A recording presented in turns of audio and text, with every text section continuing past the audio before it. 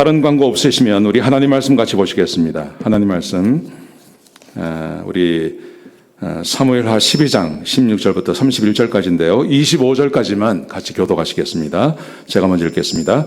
다윗이 그 아이를 위하여 하나님께 간구하되 다윗이 금식하고 안에 들어가서 밤새도록 땅에 엎드리니 그 집에 늙은 자들이 그 곁에 서서 다윗을 땅에서 일으켜라 하되 왕이 듣지 아니하고 그들과 더불어 먹지도 아니하더라. 이렙 만에 그 아이가 죽으니라. 그러나 다윗의 신하들이 아이가 죽은 것을 왕에게 아뢰기를 두려워하니 이는 그들이 말하기를 아이가 살았을 때에도 우리가 그에게 말하여도 왕이 그 말을 듣지 아니하셨나니 어떻게 그 아이가 죽은 것을 그에게 아뢰을 수 있으랴. 왕이 상심하시리로다 함이라. 다윗이 그의 신하들이 서로 수군거리는 것을 보고 그 아이가 죽은 줄을 다윗이 깨닫고 그의 신하들에게 묻되 아이가 죽었느냐 하니 대답하되 죽었나이다 하는지라. 다윗이 땅에서 일어나 몸을 씻고 기름을 바르고 의복을 갈아입고 여호와의 전에 들어가서 경배하고 왕궁으로 돌아와 명령하여 음식을 그 앞에 차리게 하고 먹은지라. 그의 신하들이 그에게 이르되 아이가 살았을 때는 그를 위하여 금식하고 우시더니 죽은 후에는 일어나서 삽수시니 이 일이 어찌 되니까 하니 이르되 아이가 살았을 때 내가 금식하고 온 것은 혹시 여호와께서 나를 불쌍히 여기사 아이를 살려주실는지 누가 알까 생각함이거니와 지금은 죽었으니 내가 어찌 금식하랴. 내가 다시 돌아오게 할 수 있느냐. 나는 그에게로 가려니와 그는 내게로 돌아오지 아니하리라 하니라.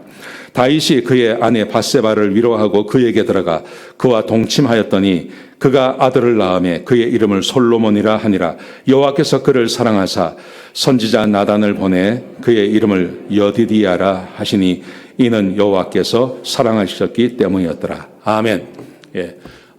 방금 말씀드린 대로 제가 그 설교 말씀을 그냥 생명의 샘 가지고 계속 하는 것입니다.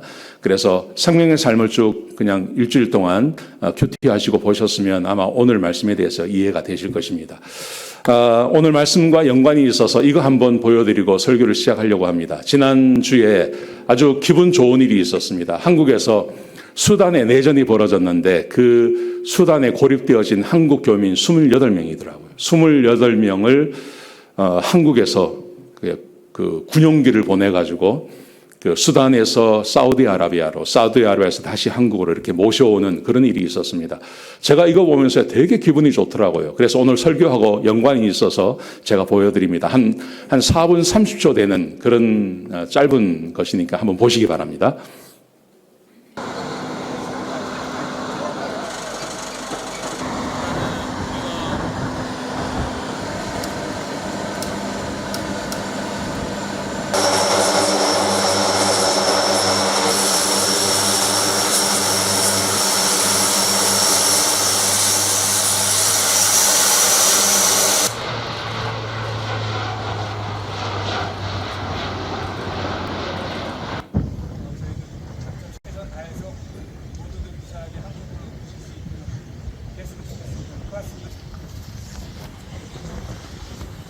대한민국!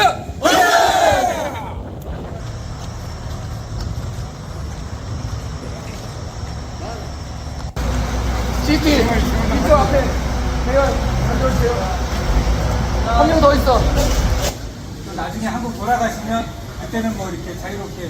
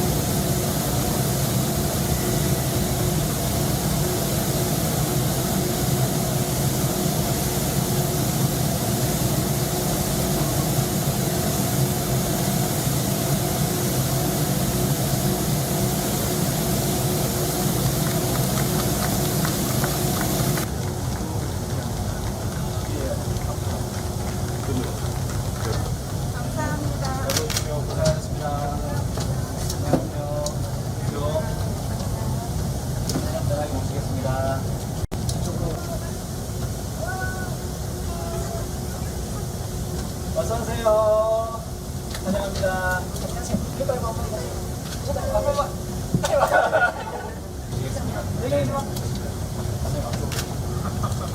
감사합니다. 고생 많으셨습니다. 안녕히 보시겠습니다. 네. 고생하셨습니다. 감독. 필수. 네. 네, 전도.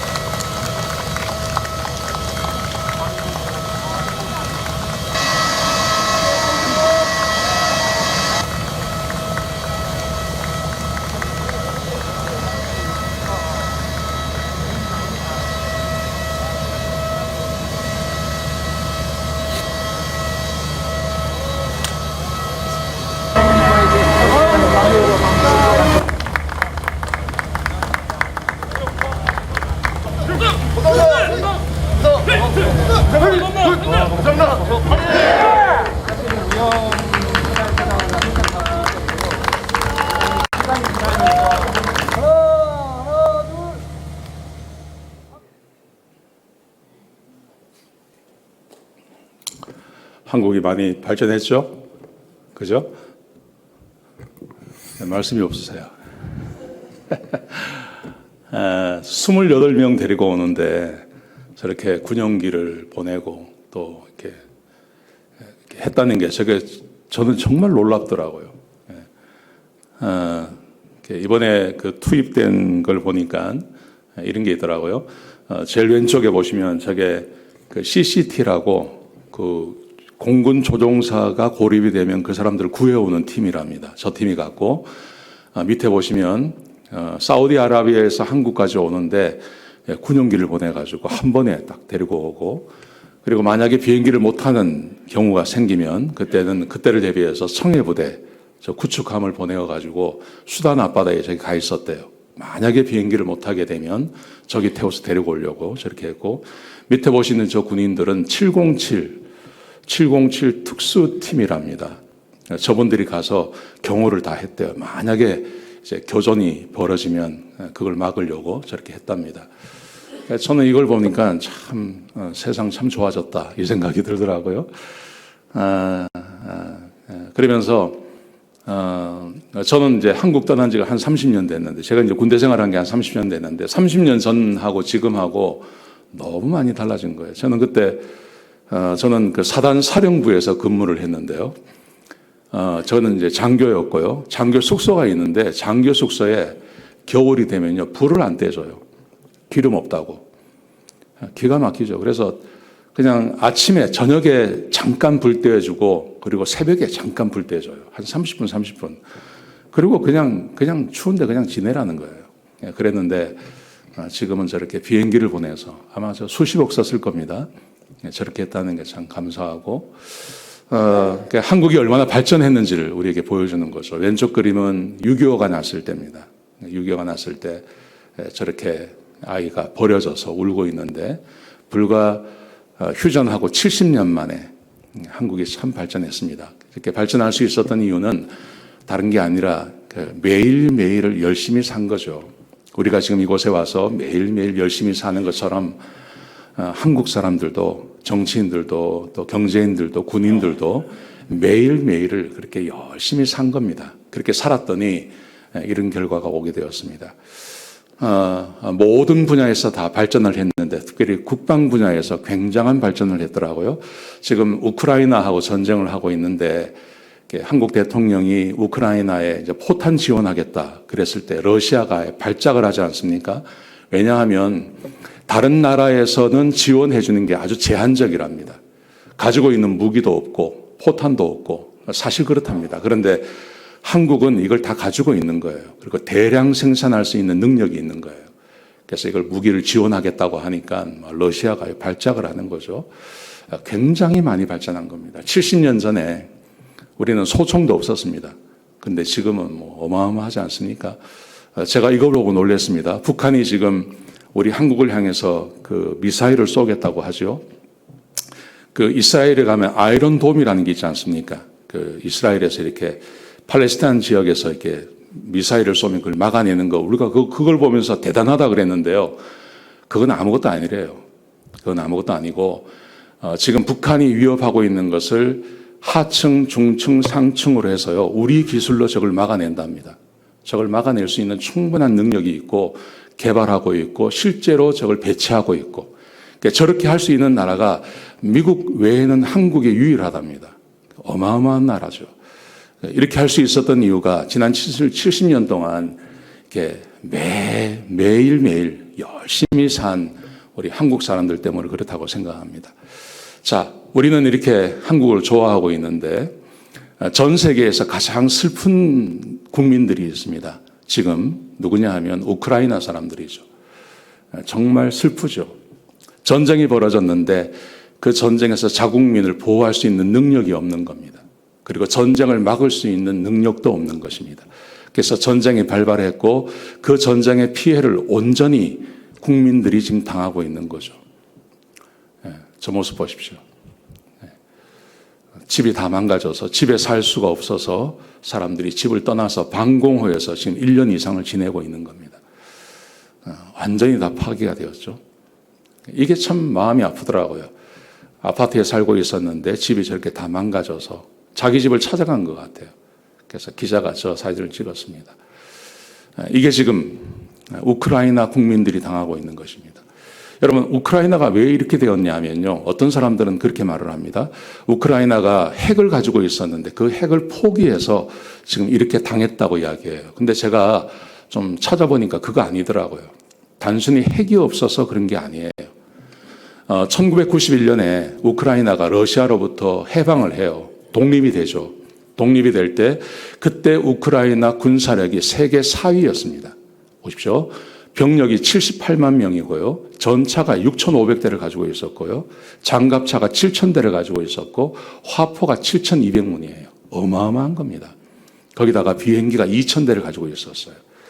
그런데 불과 한 20년이 갔을 때 크림 반도 전쟁이 벌어졌습니다.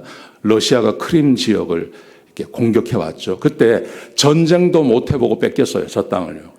왜냐하면 그 당시에 91년도에 78만 명의 군인을 가지고 있었던 이 우크라이나가 불과 20 몇 년, 한 23, 4년이 지났을 때 전쟁에 투입할 수 있는 군대가 6천 명이었답니다.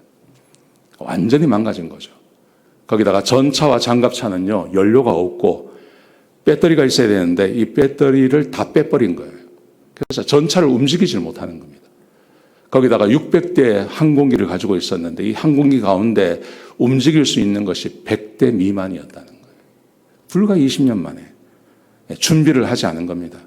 나라를 차근차근 준비하지 않은 겁니다. 우리 대한민국은 아무것도 없는 나라에서 그것을 이루어내지 않았습니까? 하나씩 비행기도 만들고 전차도 만들고 화포도 만들고 총도 만들고 그렇게 해서 이렇게 국방을 튼튼히 했다면 저 사람들은 모든 것을 다 가진 겁니다. 러시아가 가지고 있던 모든 것을 그냥 놓고 나간 거예요. 그게 전부 자기 건 거예요. 일순간에 세계 4위의 그런 국방력을 가지고 있다가 그것을 잘 관리를 못한 거예요. 그래서 엉망이 되어버린 겁니다. 우크라이나 군이 붕괴되는 과정이 있습니다. 군대를 먼저 축소했습니다. 군대를 얼마나 축소했냐 하면 처음에 독립했을 때 78만 명이었잖아요. 2001년대 40만 명으로 줄입니다. 그리고 2005년대에는 25만 명으로 줄여버립니다.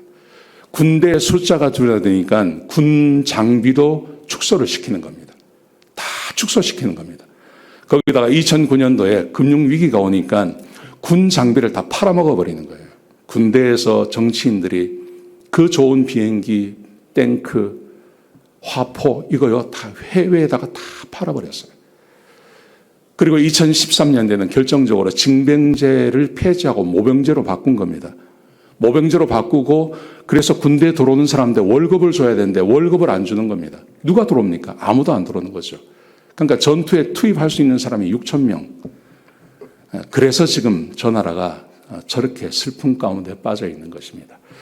하루하루 군인은 군인대로, 정치인들은 정치인대로, 경제하시는 분들은 경제인들은 경제인대로 국민 한 사람 한 사람이 자기 일에 열심히 매일매일 하루하루 살아가야 되는데 우크라이나는 그렇지 않았던 것 같아요. 그래서 지금 저 슬픔 가운데 빠져 있는 것이죠. 오늘 저런 슬픔, 자기의 삶을 준비하지 못해서 저런 슬픔 가운데 빠진 사람이 또 한 사람이 있습니다. 그의 이름이 바로 다윗입니다. 여러분, 다윗이 나라가 잘 살게 되었죠. 자기가 30년 이상 왕위에 있었고요.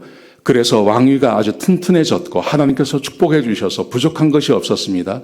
전쟁이 터져도 전쟁에 나가지 않아도 될 정도의 그런 아주 강력한 나라가 되었습니다. 그래서요, 다윗은 하나님을 잊어버린 겁니다. 하나님의 말씀을 떠난 겁니다. 그래서 밧세바를 범하고 그것 때문에 그것도 죄인지도 모르지 않았습니까? 그게 죄인지도 모르고 살아가다가 나단 선지자가 와서 죄를 지적할 때 그때서야 아는 거예요. 이런 일이 벌어지죠. 그리고 그가 회개했지만 하나님께서 그 아이를 쳐버리지 않습니까? 그래서 이 아이가 밧세바 사이에서 태어난 아이가 죽어가고 있었습니다. 죽어가는 아이를 보고 다윗이 후회하고 슬픔 가운데 빠집니다. 오늘 본문에 보시면 그가 하나님 앞에 나가서 다윗이 금식하고 안에 들어가서 밤새도록 땅에 엎드렸으니, 안에 들어가서 어딜까요? 저기가 성전을 말하는 것입니다. 하나님의 괴가 있는 곳을 말하는 것입니다. 그런데 다른 곳에서는 항상 이렇게 말합니다. 하나님 앞에, 여호와 앞에 나갔다고 되어 있는데 오늘은 그런 말이 없고요. 그냥 안에 들어갔다고 되어 있어요. 밤새도록 땅에 엎드려 기도합니다. 며칠을 하냐면 7일 동안 합니다. 여러분, 다윗이 이렇게 땅에 엎드려 금식하며 기도한 적이 별로 없습니다. 아무리 힘들고 어려워도 그냥 하나님께 앞에 가서 기도하면 하나님께서 다 들어주셨어요. 그런데 지금은 땅에 엎드려 금식하며 기도하는데 하나님께서 응답하지 않습니다. 그래서 아이가 7일 만에 죽습니다. 아이가 죽어버립니다. 다윗이 기도하는데 하나님께서 그 기도를 들어주지 않습니다. 이런 일이 별로 없습니다. 근데 처음으로 하나님께서 다윗의 그 간구하는 기도를 들어주지 않습니다. 아이가 죽었어요. 아이가 살았을 때도 왕이 절망하고 그렇게 슬퍼하며 기도했는데 아이가 죽고 나니까 신하들이 죽었다는 말을 못하는 것입니다. 근데 눈치를 보니까 아이가 죽은 것 같아요. 죽었냐고 물어보죠. 죽었다고 그럽니다.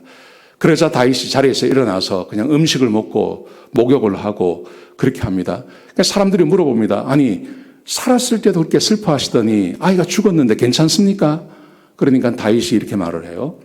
이르되 아이가 살았을 때 내가 금식하고 온 것은 혹시 여호와께서 나를 불쌍히 여기사 아이를 살려주실는지 누가 알까 생각함이오니와. 하나님께서 내가 금식하고 울면 혹시 나를 불쌍히 여기셔서 아이 살려주실까 봐 내가 그랬다. 그렇게 말하죠. 여러분, 다윗이 이런 적이 없어요. 다윗은 그냥 하나님 앞에 당당하게 나갑니다. 그리고 하나님께 간구하면 하나님께서 언제나 들어주셨습니다. 그렇지 않습니까? 그런데 지금은 그런 게 아니에요. 그런 게 아니라 그냥 내가 이렇게 하면 나를 좀 불쌍히 여기셔서 좀 아이를 살려줄까 봐. 그러니까 하나님께, 그러니까 이것은 하나님의 아들이나 하나님의 백성이 아니라 마치 하나님과 별로 상관이 없는 사람이 혹시 하나님 나에게 좀 기회를 주셔서 살려주실까 하는 마음으로 하나님 앞에 나갔다는 거예요. 왜 이런 일이 벌어집니까? 이런 일이 벌어진 이유는요, 하나님께서 이렇게 말씀하세요. 네가 여호와의 말씀을 업신여기고 내가 보기에 악을 행했다. 하나님의 말씀을 업신여겼다 그러죠. 근데 하나님의 말씀을 업신여겼다는 말을 그 다음에 이렇게 말씀하십니다. 내가 나를 업신여기고, 그러니까 나를 무시했다는 겁니다. 하나님을 무시하고 하나님의 말씀을 무시해서 지금 네가 이런 죄를 짓고 네가 이런 죄를 지었기 때문에 하나님께서도 함께하지 아니하시고, 그리고 다윗 본인도 하나님과 너무 멀어진 느낌을 가지고 하나님 앞에 그렇게 간구하고 기도하는 것이죠. 여러분, 다윗이 무슨 기도를 했을까요? 이 7일 동안 금식하며 엎드려 하나님께 기도한다고 했는데요. 다윗이 무슨 기도를 했을까요? 이 기도가 굉장히 중요합니다. 왜냐하면 이 기도를 끝났을 때 오늘 본문에 보시는 것처럼 하나님께서 다윗을 다시 사랑하세요. 다시 사랑하세요. 다시 사랑하셔서 그에게 아들을 주세요. 그 아들이 솔로몬이에요. 그 아들이 솔로몬이에요. 그래서 우리는 다윗이 이 7일 동안 했던 이 기도가 뭘까 한번 생각해 볼 필요가 있습니다. 그 기도가 뭐냐 하면요, 시편 51편에 기록되어져 있습니다. 시편 51편을 보시면 다윗이 회개하고 하나님 앞에 나가면서 이렇게 회복되는 과정이 있어요. 근데 그 회복되어지는 과정이 우리가 평소에 어떻게 살아야 할지를 우리에게 가르쳐 주는 겁니다. 두 가지는 하지 마셔야 되고요, 두 가지는 하셔야 돼요. 자, 어떤 건지 같이 한번 보시겠습니다. 첫 번째, 나는 죄인이라고 이야기합니다. 그가 하나님 앞에 들어가서 그가 7일 동안 기도하잖아요. 기도하는데 첫 번째 그가 한 게 이겁니다. 나는 죄인입니다. 내가 죄악 중에서 출생하였으며 어머니가 죄 중에서 나를 잉태하였나이다. 무슨 말입니까? 나는 원초적으로 죄인이라는 거죠.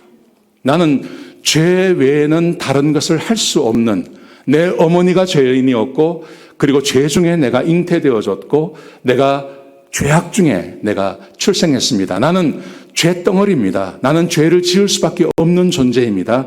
이렇게 말하는 거예요. 여러분, 다윗이 왜 이렇게 고백할까요? 자기가 죄인이라고 고백하는 이유가 뭐냐면요, 적어도 이 사건이 벌어지기 전까지는 자기는 죄인이라고 생각하지 않았어요. 자기는 죄인이라고 생각하지 않았습니다. 근데 이 사건이 벌어지고 나서 자기가 죄덩어리라는 것을 알게 된 거예요.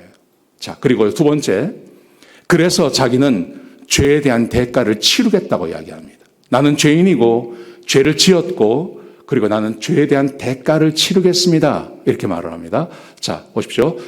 보소서, 주께서는 중심이 진실함을 원하시나이다. 사람의 중심이 진실하신 것을 원하십니다. 이게 무슨 말일까요? 자, 보세요. 주께서는 제사를 기뻐하지 아니하시나니 그렇지 아니하면 내가 드렸을 것이라. 주는 번제를 기뻐하지 아니하시나이다. 여러분, 이렇게 할 수 있습니다. 지금 아이가 아픕니다. 아이가 아프니까 다윗이 이렇게 말할 수 있는 거죠. 야, 우리 제사 드리자. 하나님 앞에 우리 속죄제 드리고 번제 드리자. 그러니 소 10,000마리 잡아라, 양 1,000마리 잡아라. 그렇게 말할 수 있는 겁니다. 우리 하나님 앞에 한번 거하게 한번 제사 드리자. 그래서 하나님께서 내 죄를 사하시도록, 이 아이를 좀 살려주시도록 우리 하나님 앞에 하나님께서 기뻐하시는 제사 한번 드려보자. 이렇게 말할 수 있는 겁니다. 그런데 다윗은요, 하나님을 알고 있는 거예요. 그래서 제사 드린다고 되는 게 아니다. 그러면서 17절에 보시면요, 하나님께서 구하시는 제사는 상한 심령이라. 하나님이 상하고 통회하는 마음을 주께서 멸하지 아니하시리라. 하나님 앞에 상한 심령, 이 상한 심령이라는 것은요, 내가 진짜 죄인입니다. 내가 진짜 죄인이고 하나님께서 느끼시는 다윗에 대한 그 죄에 대한 분노 있지 않습니까? 그 분노를 자기도 갖는 거예요. 그 상한 심령을 갖는 것, 진짜 죄에 대한 마음을 갖는 것인데, 여러분, 사람이 어떻게 이 마음을 가질 수 있을까요? 죄를 짓습니다. 죄를 짓고 나서 상한 마음, 하나님께서 죄를 미워하듯이 나도 죄를 미워하는 그 마음을 어떻게 사람이 가질 수 있냐 하는 것입니다. 그게 뭐냐면요, 하나님께서 내리시는 형벌이에요. 사람이 그 형벌을 경험할 때, 그때서야 사람은 죄가 얼마나 문제인지를 깨닫게 되는 거예요. 보세요. 우슬초로 나를 정결하게 하소서, 내가 정하리이다. 여러분, 우리가 이 말을 들으면 무슨 생각이 듭니까? 아, 하나님께서 내 죄를 그냥 다 사하시는구나. 우리는 이렇게 생각합니다. 여러분, 그런데 우슬초로 정한다는 말이 무슨 말이냐면요, 재단에서 소를 잡습니다. 막 양을 잡습니다. 그러면 재단이, 하나님 앞에 드리는 재단이 있는데 그 재단에 피가 막 낭자한 거죠. 그리고 시간이 지나면 피가 굳어버립니다. 그것은 그냥 물로는 잘 안 닦이는 거예요. 근데 우슬초로 닦는다는 말이 무슨 말이냐면 우슬초는요, 요즘 말로 하면 이런 겁니다. 수세미 같은 겁니다. 수세미 아시죠? 그 수세미로 거기를 닦는 겁니다. 그래야 거기가 깨끗하게 닦이는 겁니다. 자, 생각해 보십시오. 우슬초, 수세미로 내 마음을 닦아요. 수세미로 내 마음을 닦는다고요. 이 말의 의미가 잘 이해가 되지 않습니까? 그러면 수세미 가지고 내 살을 닦는다고 한번 생각해 보세요. 얼마나 아플까요? 여기에 아주 심각하게 오염이 되었습니다. 물로 씻어도, 뜨거운 물로 씻어도 아무래도 이게 씻기지가 않아요. 수세미 가지고 이걸 닦는 거죠. 근데 여러분, 수세미 가지고 한번 이 가슴을 한번 닦아 보십시오. 얼마나 아프겠습니까, 이게? 굉장한 고통을 말하는 거예요. 우슬초로 나를 정하게 하소서. 마치 나는 아무것도 하지 않고 하나님께서 내 죄를 싹 사해 주시면 얼마나 좋을까. 그런데 그렇지 않다는 거예요. 그렇게 하면 사람은 죄의 심각성을 몰라요. 그래서 하나님께서 우슬초로 수세미 가지고 내 죄를 닦아내시는데 상징적인 의무죠. 우슬초로 나를 정결케 한다는 말을 이렇게 해석할 수 있습니다. 내게 즐겁고 기쁜 소리를 들려주시고 주께서 꺾으신 뼈들도 즐거워하게 하소서. 우슬초 수세미로 내 죄를 닦아내는 것을 다른 말로 표현하면 주께서 꺾으신 뼈가 꺾어지는 거 얼마나 아픕니까? 여러분, 뼈가 꺾어지는 고통, 그게 뭡니까? 지금 다윗에게 아들이 병들어 죽어가는 거예요. 자기는 그냥 쉽게 생각하고 죄를 지었는데 하나님께서 그 죄를 얼마나 심각하게 보시는지 그 죄에 대한 대가, 죄책감을 느끼게 하시려고 하나님께서 우슬초로 그 죄를 닦아주시는데 어떻게 아시냐면 뼈를 꺾어버리시는 것입니다. 아들이 죽어가는 겁니다. 자기 생명이 죽어가는 겁니다. 이게 얼마나 심각한 죄입니까? 이걸 느끼셔서야, 이걸 겪어서 보십시오. 밑에 구절에 보시면 주의 얼굴을 내 죄에서 돌이키시고 내 모든 죄악을 지워주소서.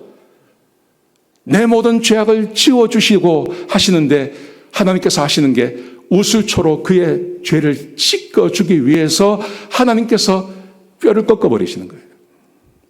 죄가 얼마나 심각한 것인지를 알게 해주시는 거죠. 다윗이 나단 선지자가 처음 와서 죄에 대해서 이야기했을 때 그가 죄를 뒤집어 쓰고 옷을 찢고 하지 않습니까? 그때 다 알았을까요? 다 몰랐어요. 자기 죄가 얼마나 심각한지, 우리아를 죽이고 밧세바를 범하고 한 가정을 완전히 박살을 내어버리는 게 얼마나 심각한 죄인지 몰랐단 말입니다, 자기가. 근데 언제 알게 됩니까? 그 자기 아들이 죽어가는 거 보고요. 그때서야 자기 뼈가 꺾여지는 거죠. 죄가 얼마나 심각한 것인지 이때서야 그가 알게 되는 거예요. 고난당하기 전에는 내가 그릇 행하였더니 이제는 주의 말씀을 지키나이다. 시편 119편 이렇게 말합니다. 사람이 안다고 하지만 내가 죄를 지었습니다, 잘못했습니다 라고 말하지만 진짜 그 죄의 심각성은요, 고난을 당해봐야 아는 거예요. 그전엔 잘 모르는 거예요. 71절에 보시면 고난당하는 것이 나에게 유익이라 이로 말미암아 내가 주의 율례들을 배우게 되었나이다. 고난을 당하고 나서야 죄가 얼마나 심각한지 알고 그리고 하나님의 말씀대로 사는 것이 얼마나 귀한 것인지 배우게 되었다는 것이죠. 여러분, 죄는 그냥 지나가지 않습니다. 반드시 하나님 앞에 죄를 지으면 그 죄에 대한 대가를 치르게 되어져 있습니다. 자, 이렇게 생각할 수 있는 거예요. 그러면 하나님이 왜 저러시나? 꼭 그렇게 해야 되나? 왜 저러시나? 꼭 아이를 죽이셔야 되나? 꼭 사람의 뼈를 꺾으셔야 되나? 하나님께서 봐주시면 안 되나? 우리가 이 생각을 하게 됩니다. 봐주시면 안 돼요? 왜 꼭 그렇게 하셔야 됩니까? 이렇게 생각할 수 있습니다. 여러분, 그런데 말입니다. 시편 18편에 보시면 다윗과 하나님과의 관계를 다윗이 스스로 고백한 것이 있습니다. 이것은 관계가 굉장히 좋을 때였습니다. 다윗이 이렇게 말합니다. 내가 환난 중에서 여호와께 아뢰며 나의 하나님께 부르짖었더니 그가 그의 성전에서 내 소리를 들으시며 그의 앞에서 나의 부르짖음에 이미 그의 귀에 들렸도다. 다윗이 고난당할 때가 있었습니다. 다윗이 힘들고 어렵고 사울이 그의 적이 되기도 하고 그가 도망자가 되기도 하고 그런 삶을 살지 않았습니까? 근데 그때 다윗이 하나님께 기도하고 간구하고 하나님의 이름을 부르면 하나님께서 반드시 응답하신다는 거예요. 여러분, 이것이 다윗과 하나님의 관계예요. 그렇죠? 아멘? 예. 넋이 나가셨습니까? 아까 비행기가 계속 생각이 나십니까? 네. 네, 다시 여기 오셔서 보세요. 다윗과 하나님의 관계는 이런 거예요. 다윗이 고난당하고 하나님께 기도하면 하나님께서 응답해 주시는 거예요. 이게 다윗과 하나님과의 관계예요. 그런데 여러분, 이 관계의 비밀이 뭘까요? 다윗이 이렇게 말을 합니다. 여호와께서 내 의를 따라 상 주시며 내 손의 깨끗함을 따라 내게 갚으셨으니. 하나님께서 왜 그렇게 하시냐 하면 다윗이 하나님의 말씀을 따라서 하는 겁니다. 의를 따라 상 주시는 것입니다. 내 손의 깨끗함을 따라서 내게 갚아주시는 것입니다. 그겁니다. 이게 무슨 말일까요? 보십시오. 이는 내가 여호와의 도를 지키고 악하게 내 하나님을 떠나지 아니하였으며 그의 모든 규례가 내 앞에 있고 내게서 그의 율례를 버리지 아니하였음이니라. 하나님 말씀대로 사는 겁니다. 하나님 말씀대로 사니 하나님께서 다윗이 그렇게 사는 것에 대해서 하나님께서 갚아주시는 거예요. 그렇죠? 그 다음 말씀해 보시면요. 또한 나는 그의 앞에 완전하여 나의 죄악에서 스스로 자신을 지켰나니 하나님 앞에서 죄악으로부터 자기를 지켜내는 겁니다. 그렇게 살아가는 겁니다. 그러므로 여호와께서 내 의를 따라 갚아주셨어요. 다윗이 하나님께 기도하고 하나님께서 응답하시는 것은 다른 거 아닙니다. 다윗이 고백하는 것처럼 하나님 보시기에 의로운 삶을 사는 것입니다. 하나님께서 그렇게 하시겠다고 말씀하셨어요. 그래서 하나님께서 그에게 응답해 주시고 함께 해 주시는 것입니다. 이게 다윗과 하나님의 관계입니다. 자, 그런데 다윗이 범죄하고 죄를 짓습니다. 다윗이 범죄하고 죄를 지으면 무엇이 사라질까요? 하나님의 은혜가 그에게 더 이상 임하지 않습니다. 하나님께서 축복하지 않습니다. 하나님이 함께 해 주지 않습니다. 이게 다윗과 하나님의 관계입니다. 다윗이 범죄하고 죄를 지으면 하나님이 더 이상 다윗과 함께 하지 않으세요. 근데 이 관계를 회복할 수 있는 방법이 뭡니까? 하나님께서 다윗에게 가르치셔야 되는 거예요. 죄로부터 떠나라고, 죄를 미워하지 말라, 미워하라고, 하나님의 말씀 안에 거하라고 이것을 가르치셔야 됩니다. 그 가르치시는 방법이 그에게 고난을 주시는 거예요. 그의 뼈를 꺾으시는 거예요. 그래서 다윗이 다시 하나님의 관계로 돌아오는 거죠. 그래서 하나님과 자기 사이가 다시 회복되어지는 거예요. 그래서 하나님의 말씀대로 다시 순종하고 살아가는 것입니다. 그러면 하나님이 다윗을 다시 축복해 주시고 그와 관계가 계속 이어져 가는 거죠. 이걸 위해서 하나님께서 다윗에게 고난을 주시는 거예요. 아멘이세요? 아멘이세요? 제가 생각을 해봤습니다. 만약에 이런 게 있다고 생각해 보십시오. 자, 뇌에 암이 생겼어요. 뇌에 암이 생겼습니다. 어떻게 해야 됩니까? 거의 돌아가셔야 됩니다. 지금은 그냥 가셔야 되는 거죠. 근데 말입니다. 만약에 이런 게 있다고 생각해 보세요. 뇌에 암이 생기면 여기에 뾰루지가 하나 나오는 거예요. 뾰루지가. 이거 뇌에 암 생긴 거네? 그리고 병원을 찾아가서 요 뾰루지만 딱 떼어내면 그러면 다시 건강해져. 만약에 그런 게 있다고 생각해 보세요. 얼마나 좋은 거예요. 그렇지 않습니까? 내장에 무슨 여기에 위에 암이 생겼어요. 그러면요 배꼽에 뾰루지가 하나 나와. 그래서 그 뾰루지를 딱 떼어내면 다시 위가 건강해져. 얼마나 좋은 거예요. 그렇지 않습니까? 그렇지 않습니까? 근데 지금 그게 없잖아요. 그래서 암이 생기면요 얼마나 심각해집니까? 얼마나 심각합니까? 지금 하나님께서 다윗에게 고난을 주신다. 내가 너의 뼈를 꺾는다. 죽이는 게 아닙니다. 다윗은 하나님과의 관계가 멀어지면 그는 살았으나 죽은 인생입니다. 어떻게 왕으로 살아갑니까? 어떻게 남은 인생을 살아갑니까? 하나님의 도움 없이요. 살아갈 수 없어요. 죽은 거나 마찬가지예요. 그런데 하나님께서 그에게 고난을 주세요. 그리고 그 고난을 극복하고 자기가 죄인인 것을 알고 그 고난 가운데 있으면서 자기 마음이 하나님 앞에 정결한 마음이 되면 그러면 하나님께서 다시 그를 살려주시는 거예요. 얼마나 귀한 것입니까? 아멘이시죠? 얼마나 귀한 거예요. 이렇게 생각해 보면 다윗이 고난받는 게 굉장히 귀한 거예요. 자, 그래서 고난을 받고 그 다음에 다윗이 구하는 것이 있습니다. 성령님을 구하십니다. 자, 보십시오. 하나님이여, 내 속에 정한 마음을 창조하시고 내 안에 정직한 영을 새롭게 하소서. 나를 주 앞에서 쫓아내지 마시고 주의 성령을 내게서 거두지 마소서. 하나님 성령을 다시 주셔서 내 마음에 정한 마음, 하나님을 향하는 마음, 깨끗한 마음, 다른 것에 눈 돌리지 않는 간음하는 마음, 죽이려고 하는 마음, 자기의 그 거짓을, 자기의 살인을, 자기의 그 더러운 것을 숨기려고 하는 마음, 이게 잘 되지 않으니까 죽이려고 하는 마음, 이런 거 다 제하고 오직 하나님을 향해 깨끗한 마음을 나에게 허락해 주십시오. 여러분, 이것은 성령만이 하실 수 있는 것입니다. 성령이 우리 가운데 거하시면 하나님을 향한 우리의 마음이 열려지게 돼 있는 거예요. 그게 성령이 하시는 일이에요. 아멘이시죠? 네, 내가 성령이 오셔서 내 안에 충만히 임하시면 그러면 하나님을 사랑하게 되고 하나님의 말씀을 사모하게 되고 주의 말씀 가운데 가 있기를 원하고 하나님 말씀이 꿀송이처럼 단 그런 마음이 되는 거죠. 내 속에 정한 마음을 창조하시고 내 안에 정직한 영을 새롭게 하소서. 성령이 그 일을 하시는 거예요. 네. 주의 구원의 즐거움을 내게 회복시켜 주시고 자원하는 심령을 주사 나를 붙드소서. 하나님께서 나를 구원해 주시고 하나님의 은혜 가운데 있게 해주세요. 다윗이 하나님 앞에 이렇게 간구하고 구하는 것입니다. 여러분, 그리고 다시 하나님의 말씀을 구합니다. 보십시오. 그리하면 내가 범죄자에게 주의 도를 가르치리니 죄인들이 주께 돌아오리이다. 내가 범죄자에게 주의 도를 가르치겠습니다. 범죄자가 누굽니까? 자기입니다. 자기가 범죄자입니다. 무슨 말입니까? 내가 다시 하나님 말씀 앞에 가서 하나님의 말씀을 내가 사모하고 하나님 말씀대로 내가 살겠습니다. 하나님, 내 마음을 정결케 해 주십시오. 내 마음에 정직한 영을 새롭게 해 주십시오. 내가 하나님 앞에 다시 가서 하나님의 말씀을 날마다 묵상하며 살겠습니다. 이렇게 고백하고 있는 거예요. 자, 보세요. 제가 금방 말씀드린 이 다윗의 회복의 과정을 보시면 4단계입니다. 첫 번째, 자기가 죄인인 걸 알았어요.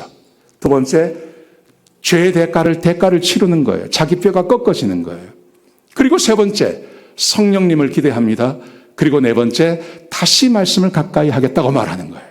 여러분, 그런데 보십시오. 1번, 2번은요, 없어도 되는 거예요.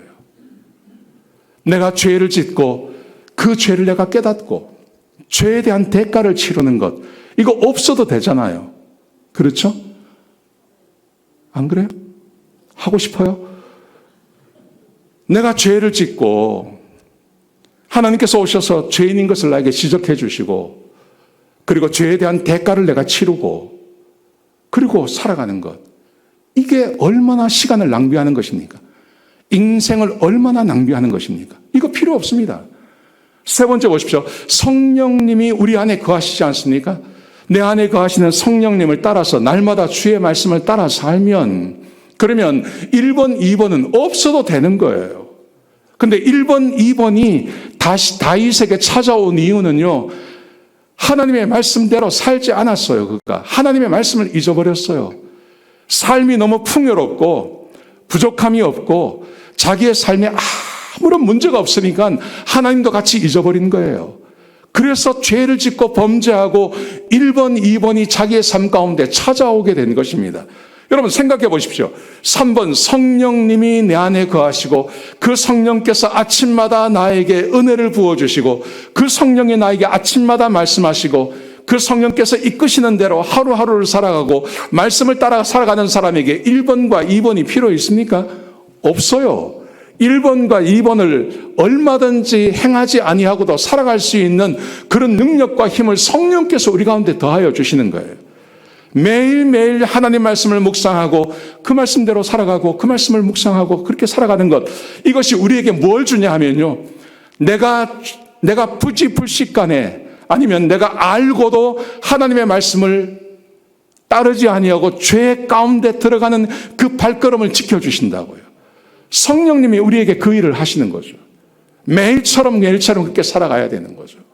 그래야 적어도 1번, 2번을 당하지 않는 거예요. 우리 민족을 생각해 보십시오. 우리 조선이란 나라가 얼마나 타락했습니까? 얼마나 준비하지 않았습니까? 그래서 일본한테 나라 빼앗긴 거 아닙니까? 나라 빼앗기고 새로 건국을 하고 했음에도 불구하고 준비가 전혀 되지 않았죠. 그래서 6.25를 겪은 거 아닙니까? 그래서 그 참화를 겪어나고 그래서 정신이 번쩍 든 거죠. 한국 사람들이요. 그래서 그때부터 준비하고 지금까지 와서 우리가 이렇게 산 거 아닙니까?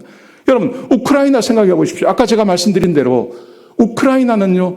그 많은 것을 가지고 곡창지대입니다. 곡창지대. 거기가 어마어마한 곡창지대.